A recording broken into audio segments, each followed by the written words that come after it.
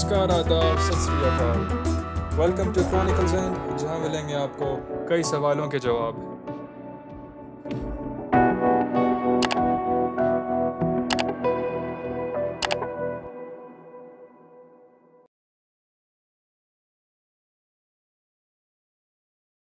China से निकला corona virus अब करीब पूरी दुनिया में फैल चुका है।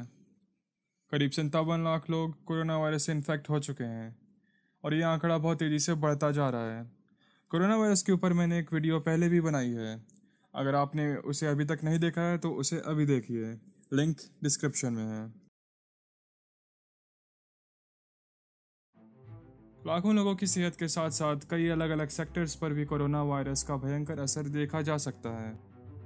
कोरोना वायरस को रोकने के लिए कई देशों में लॉकडाउन हुआ, जिससे कारण schools, colleges, industries, tourist spots, public buses, trains, metros, flights, taxis आदि को बंद होना पड़ा, जिसके कारण अलग अलग सेक्टर्स में इसका असर देखा जाने लगा।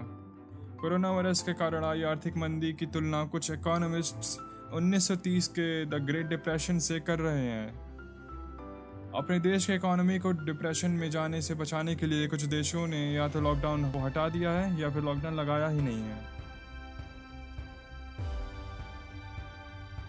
कोविड-19 पैंडेमिक के कारण कई देशों ने इस वायरस को अपने देश में फैलने से बचने के लिए कई प्रतिबंध लगाए हैं। कई देशों ने इंटरनेशनल फ्लाइट्स को कैंसिल कर दिया है। इस वायरस के कारण यात्रियों की संख्या में भी भारी कमी आई है। टूरिस्ट इंडस्ट्री कोविड-19 पैंडेमिक से सबसे अधिक प्रभावित होने वाली इंडस्ट्री है।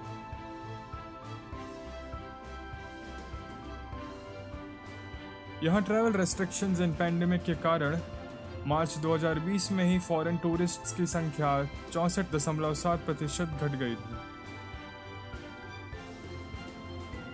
भारत की बात करें तो मार्च 2020 में फॉरेन टूरिस्ट्स की संख्या 64.11% घट गई, जिसके कारण टूरिज्म इंडस्ट्री पर डिपेंड कई लोग बेरोजगार हो गए। जापान में यह संख्या मार्च 2020 में 94% थी, जो मिड अप्रैल में 99.9% हो गई।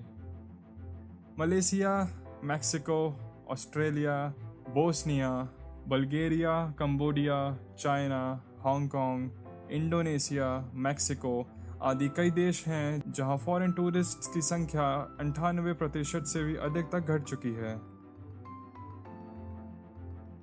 क्रूज लाइंस को भी अपनी यात्राओं को पैंडेमिक के कारण कैंसिल करना पड़ा। एक शिप में बीमार यात्रियों को क्वारंटाइन करने की मीडिया कवरेज ने इस इंडस्ट्री का नाम और भी ज्यादा खराब कर दिया। इस घटना के कारण बुकिंग्स बहुत तेजी से कैंसिल होने लगी। 11 अप्रैल 2020 ऑस्टिन, टेक्सास के कुल होटलों का केवल 3% ही ऑक्यूपाई हुआ। इस दिन 342 रूम्स ही ऑक्यूपाइड थी, जबकि इसी दिन 2019 में 10,777 रूम्स ऑक्यूपाइड थे। इस घटना से आप होटल इंडस्ट्री में छाई मंदी का अनुमान लगा सकते हैं। भारत की बात करें तो मार्च में भारत के होटलों का 47.1% ही ऑक्यूपाइड थे, यानी 52.9% की गिरावट देखने को मिली। Restaurant industry, rental car industry, casino industry, airlines आदि भी इस पेंडेमिक से अछूते नहीं रहे हैं। कोविड-19 पैंडेमिक के कारण ग्लोबलाइजेशन पर बहुत गंभीर असर पड़ा है। चाइना के बाहर कोविड-19 पेशेंट्स की संख्या बहुत जल्दी फैलने के कारण ग्लोबल स्टॉक मार्केट्स 24 फरवरी को ही बहुत नीचे गिर गया।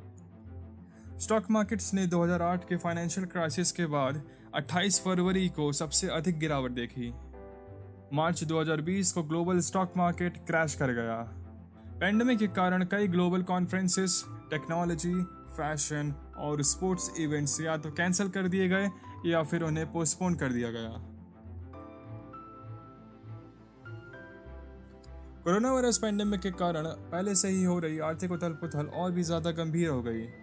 रशिया और सऊदी अरेबिया के बीच चल रहे ऑयल प्राइस वॉर में कच्चे तेल यानी क्रूड ऑयल के प्राइसेस मार्च 2020 में बहुत नीचे आ गए।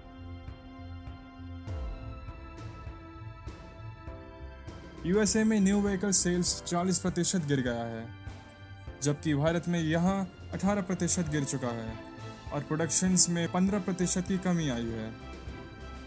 बोइंग और एयरबस जैसी विशाल विमान बनाने वाली कंपनियों ने भी अपने कुछ फैक्ट्रीज में प्रोडक्शन रोक दिया है।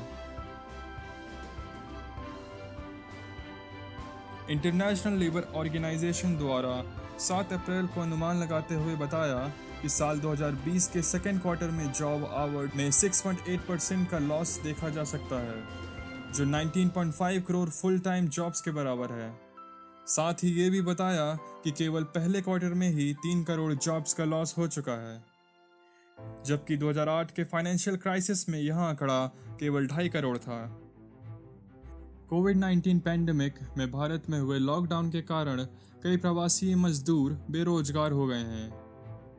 इनमें से कई लोगों के पास शहर में रुकने तक के पैसे नहीं हैं। इस कारण कई प्रवासी मजदूरों को अपने प्रदेश जाना पड़ रहा है।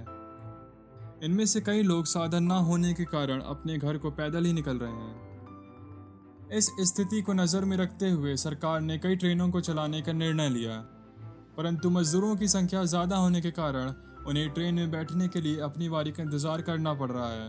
आशा है कि वे अपने अपने घर बहुत ही जल्द पहुंच जाएंगे। भारत में स्टॉक मार्केट्स की हालत भी गंभीर है।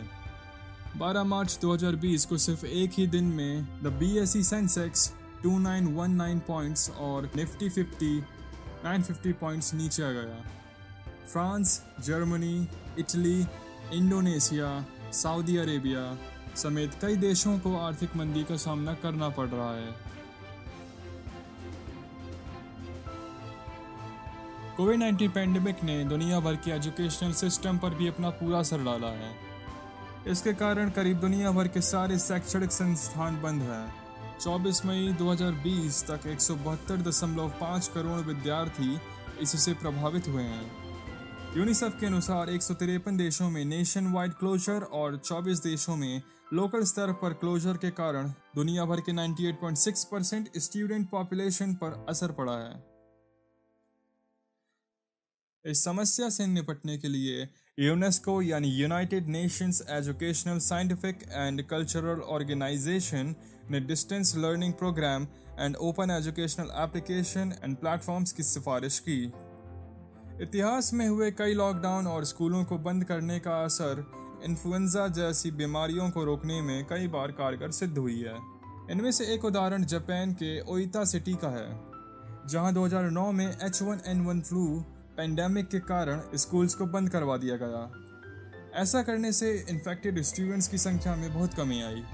यूनाइटेड स्टेट्स ऑफ अमेरिका में भी ऐसा उदाहरण देखने को मिलता है। स्कूलों को बंद करने से 1997 से 98 में एशियन फ्लू आउटब्रेक में 90% और 2004 से 2008 में फैले इन्फ्लुएंजा में 50% लोगों को इन्फेक्शन से बचाया गया।